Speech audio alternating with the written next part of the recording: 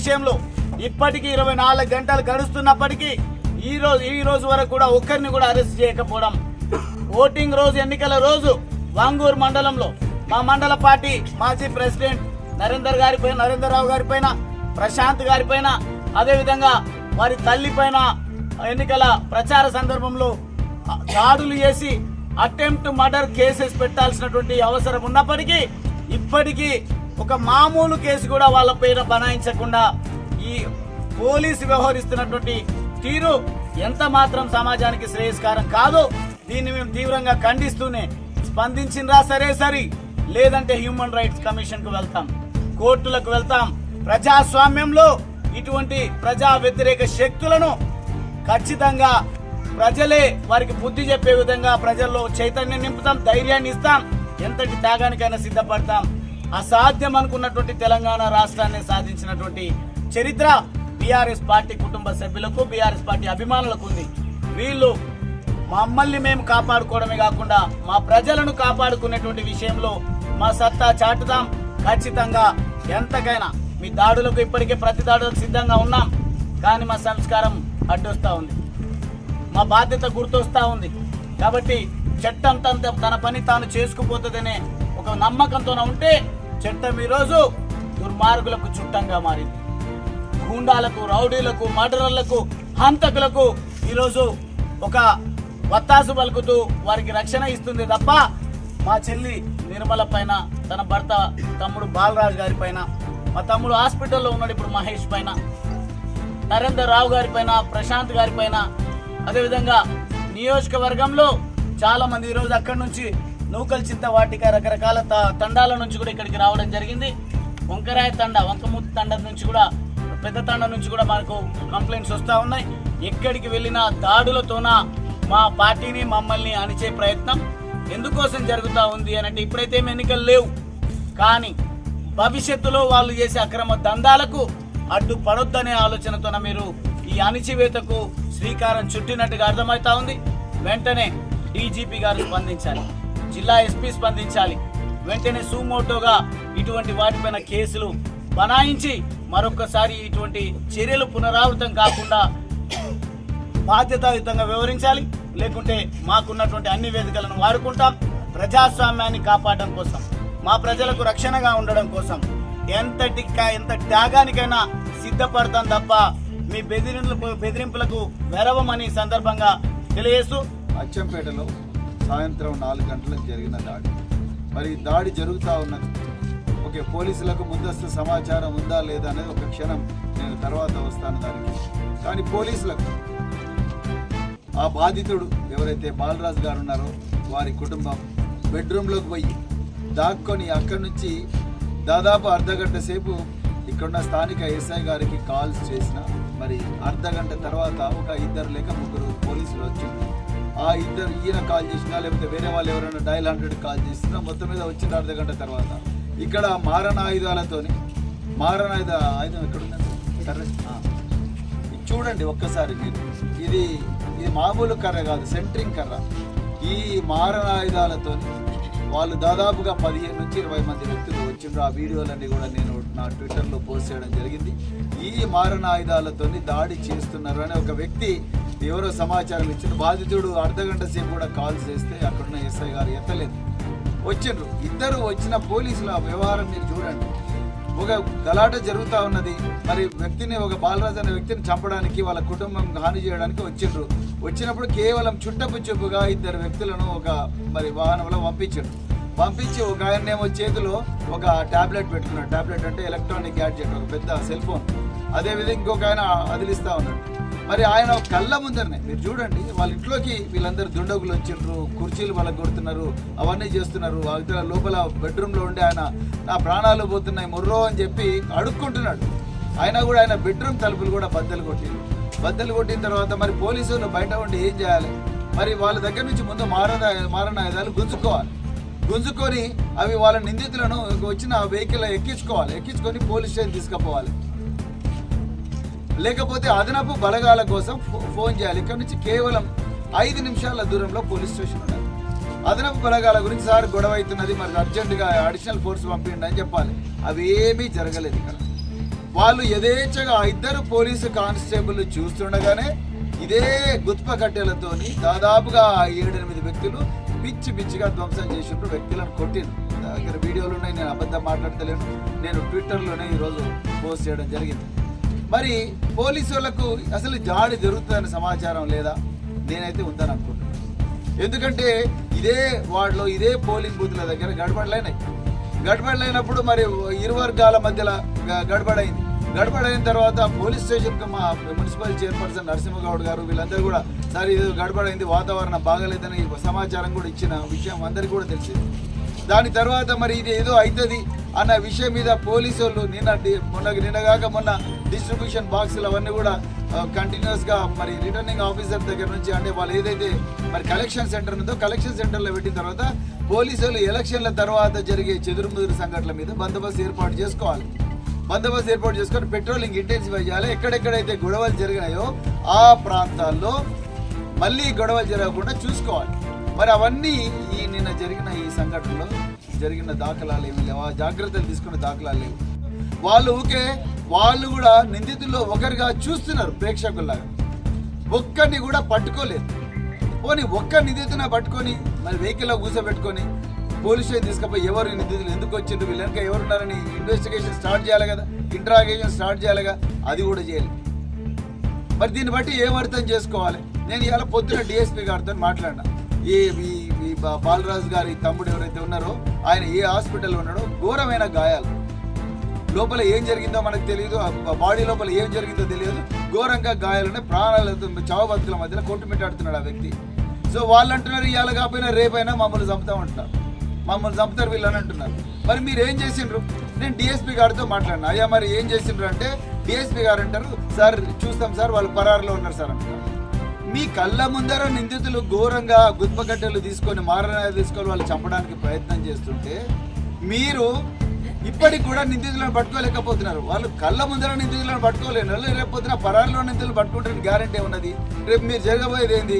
ఇక్కడ స్థానిక ఎమ్మెల్యే ఆదేశాల మేరకు వాళ్ళు వచ్చి మీ దగ్గర సరెండర్ అవుతారు.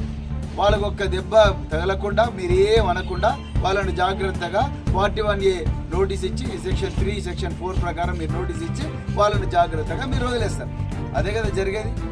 మీరు అందుకొరకే కదా మీరు ఇక్కడ ఉన్నది. మరి అసలు ఇదేనా మరి చేయాల్సింది? మీరు పని యూనిఫామ్ వేసుకొని ఇదేనా మనకు సిఆర్పిసి చెప్పింది?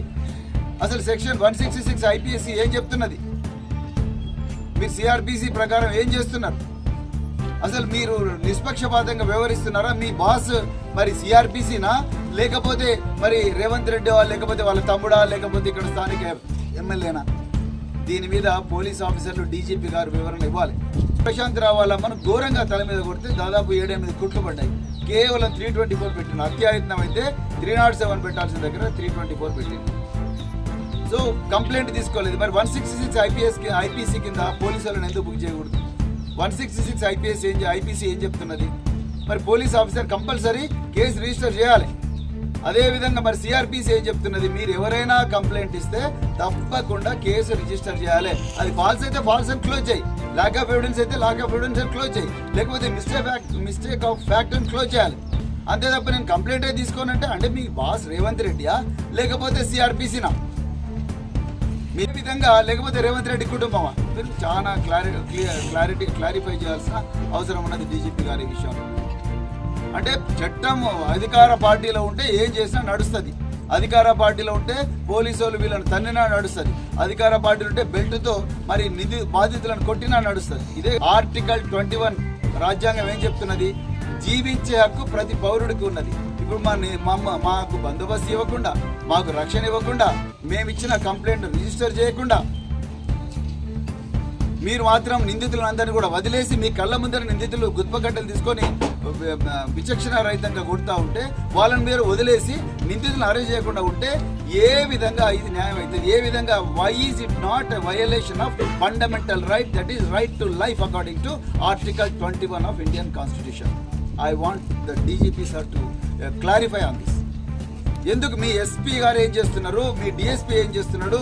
మీ డిఎస్పీ ఇంతవరకు ఒక టాస్క్ ఫోర్స్ ఏర్పాటు చేయలేదు, ఒక అక్యూజ్డ్ కూడా పట్టుకోలేదు. కళ్ళ ముందర నేరం జరుగుతుంటే ఆ నేరం చేస్తున్న వాడిని పట్టుకోకుండా వదిలేసింది.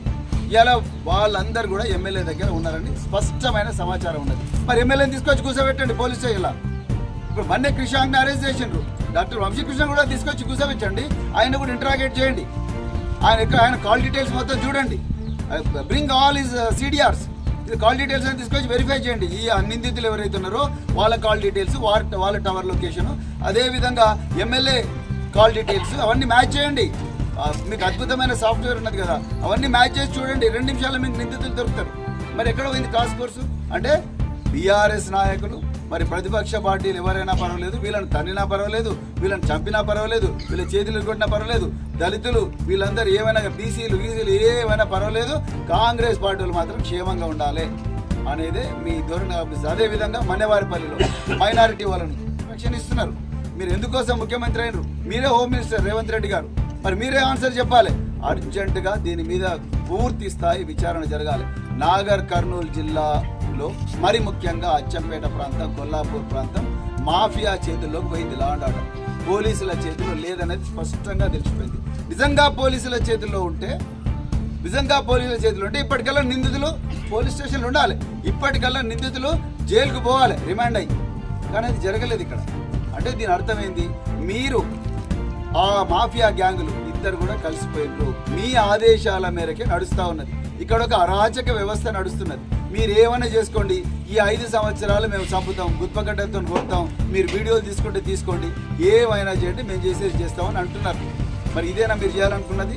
మళ్ళీ చెప్తున్నారు రేవంత్ రెడ్డి గారు, చేతులు జోడించి మీరు హోంమంత్రి, ఈ తెలంగాణ ప్రజల 4 కోట్ల మంది రక్షణ మీ చేతుల్లో పెట్టింది తెలంగాణ. కానీ ఇవాళ ఏం చేస్తున్నారు? మీ పార్టీ కార్యకర్తలే మీ కుటుంబ సభ్యుల ఆదేశాల మేరకే మీ సొంత నియోజకవర్గంలో గుత్ప కట్టెలు తీసుకొని కొడతా ఉన్నారు. అంటే మరి దీనికి అర్థమైంది, నేను ఏమైనా చేస్తా, మీరు ఏమైనా చేసుకోండి అని అర్థమా? దీని మీద ఒక్కసారి మరి ప్రజలు, ప్రజాస్వామికవాదులు, మీడియా మిత్రులు, మరి అందరు కూడా సీనియర్ సిటిజన్స్ అందరు కూడా దీని గురించి ఆలోచించాల్సిందిగా నేను కోరుకుంటున్నా. ఇది మామూలు విషయం కాదు. ఇక్కడ ఎక్స్ఎమ్మెల్యే బాలరాజ్ గారి ప్రాణాలకు ప్రమాదం ఉన్నది, అదేవిధంగా సీనియర్ నాయకుల ప్రాణాలకు ప్రమాదం ఉన్నది. ఈ ప్రాంతంలో BRS ఒకటే కాదు, మిగతా ప్రతిపక్ష పార్టీలు అందరి ప్రాణాలకు ప్రమాదం ఉన్నది. వీళ్ళ దందాలు అడ్డుకుంటే ఆ అడ్డుకున్న ప్రజల ప్రాణాలకు కూడా ప్రమాదం ఉన్నది. వీళ్ళ దందాలు, ఇసుక దందా కానీ ఇంకేవైనా దందాలు కానీ ఇవన్నీ ఈ ల్యాండ్ మాఫియా దందాలకు ఇవన్నీ అడ్డుకుంటే వీళ్ళ ప్రాణాలకు ప్రమాదం ఉన్నది. అందుకొరకు నేను మళ్ళొకసారి చెప్తున్నా, ఇక్కడ కూర్చున్న ఏ వ్యక్తులకైనా, ఏ ప్రతిపక్ష పార్టీల నాయకులకైనా, లేకపోతే సామాన్య ప్రజల ప్రాణాలకు ప్రమాదం జరిగితే మాత్రం ముఖ్యమంత్రి గారు మీరే బాధ్యత వహించాల్సి ఉంటుందని మాత్రం ఈ విషయంలో నేను ఏమాత్రం సందేహం లేకుండా చెప్తా ఉన్నాను. సో ఈ విషయంలో అర్జెంటుగా ఒక టాస్క్ ఫోర్స్ ఏర్పాటు చేయాలి. అదేవిధంగా ఇక్కడ మాఫియా గ్యాంగులు చాలా తిరుగుతూ ఉన్నాయి, నయీ ముఠా ఆనవాళ్ళు మళ్ళీ కనిపిస్తూ ఉన్నాయి. మళ్ళీ ఒకసారి ఈ ప్రాంతం ఆ ముఠాల చేతిలోకి పోతే మాత్రం దీన్ని వెనక్కి తీసుకురావడం కష్టం. అందుకొరకు నేను మళ్ళీ చెప్తున్నా, DGP గారు మీరు దయచేసి ఒక స్పెషల్ టీంని ఇక్కడ పంపించండి, పర్మనెంట్గా ఇక్కడ స్టేషన్ చేయండి. ఈ ముఠాలు, ఈ అచ్చంపేట ఎమ్మెల్యే, అదేవిధంగా కొల్లాపూర్లో మరి జూపల్లి కృష్ణారావు మినిస్టర్ ఆధ్వర్యంలో జరుగుతున్న ముఠాలు, ఇవన్నీ కూడా వీళ్ళందరినీ కంట్రోల్ చేయాల్సిన అవసరం అర్జెంటుగా ఉన్నది. లేకపోతే మాత్రం ఇది ఒక మరో ఆఫ్ఘనిస్తాన్ అయ్యే పరిస్థితి ఉన్నదని కూడా నేను మళ్ళీ చెప్తా ఉన్నా. అందుకొరకే దయచేసి మరి ఈరోజు ప్రజలందరూ కూడా గుర్తించాలి, BRS ప్రజాస్వామ్యబద్ధంగా పోతా ఉన్నది పార్టీ. ఎక్కడ కూడా మేము ఆ రోజు చట్టాన్ని వైలేట్ చేయలేదు, ఈ రోజు కూడా చట్టాన్ని వైలేట్ చేయాలని అనుకోవడం లేదు. వాళ్ళు ఏదో దాడులు చేసినట్టు ప్రతి దాడులు చేసే ఒక నీచమైన చట్ట వ్యతిరేక సంస్కృతి మా దగ్గర లేదు. మేము ఇప్పటికి కూడా పోలీసు వ్యవస్థను కోరుకుంటున్నాం, డిమాండ్ చేస్తున్నాం, చట్ట ప్రకారం డిమాండ్ చేస్తున్నాం. Please arrest the accused urgent. And then వీళ్ళు ఎవరైతే హ్యాబిచువల్ క్రిమినల్స్ ఉన్నారో, ఎవరైతే మాఫియా మెంబర్స్ ఉన్నారో, అర్జెంటుగా వాళ్ళ మీద PD యాక్ట్ పెట్టి చెంచల్గూడ జైలుకి పంపించండి, చెర్లగూడ జైలుకి పంపించండి. See that they are in the police station for at least 6 months. ఆ ప్రాంతం అంతా కూడా మరి ప్రశాంతంగా ఉంటట్టు చూడండి. వాళ్ళు ఇంకా ప్రశాంతం రాకపోతే ఇంకో 6 నెలలు పెట్టండి. అంతే తప్ప ఈ మాఫియా గ్యాంగుల చేతిలోకి వాళ్ళు ఏదో అధికార పార్టీలు ఉండరని పెడితే మాత్రం ఇక్కడ ఊరుకోరు, పెద్ద విప్లవం వస్తుంది. దాని తర్వాత మళ్ళీ చేతులు కాలిన తర్వాత ఆకులు పట్టుకుంటే లాభం లేదని చెప్తూ మరి ప్రజలందరూ కూడా అప్రమత్తంగా ఉండాలి. BRS పార్టీ కార్యకర్తలందరూ కూడా, నాయకులకు అందరూ కూడా నేను మళ్ళీ రిక్వెస్ట్ చేస్తున్నా, ఎట్టి పరిస్థితుల్లో కూడా మన చట్టాన్ని అతిక్రమించే మనకు ఆ సంస్కృతి లేదు. కానీ మనం ఎట్టి పరిస్థితుల్లో కూడా భయపడాల్సిన అవసరం లేదు, చట్టం మన వైపు ఉన్నది, ధర్మం మన వైపు ఉన్నది, న్యాయం మన వైపు ఉన్నది. మొత్తం 4 కోట్ల మంది తెలంగాణ ప్రజలు మన వైపు ఉన్నారు. అందుకొరకు ఎట్టి పరిస్థితుల్లో కూడా మనం భయపడాల్సిన అవసరం లేదు. బరాబర్ మనం ఈ దుర్మార్గులను ఎదుర్కొందాం, చట్ట ప్రకారమే ఎదుర్కొందాం అని చెప్తూ మరి ఈ అవకాశం ఇచ్చిన అందరికీ కూడా కంప్లైంట్ చేస్తున్నాం. అదేవిధంగా రేపు డీజీపీ తెలంగాణ కూడా కంప్లైంట్ చేస్తున్నాం. అదేవిధంగా స్టేట్ హ్యూమన్ రైట్స్ కమిషన్, అదేవిధంగా మరి national human rights commission, national commission for schedule caste and schedule tribes వీళ్ళకు కూడా మేము కంప్లైంట్ చేస్తున్నాం. ఎట్టి పరిస్థితుల్లో కూడా నిందితుల మీద పీడీ యాక్ట్ పెట్టి వాళ్ళను జైల్లోకి పంపించేదాకా వదిలేదు లేదు అని కూడా ఈ సందర్భంగా మరి తెలంగాణ ప్రజలందరూ కూడా ప్రమాణం చేస్తూ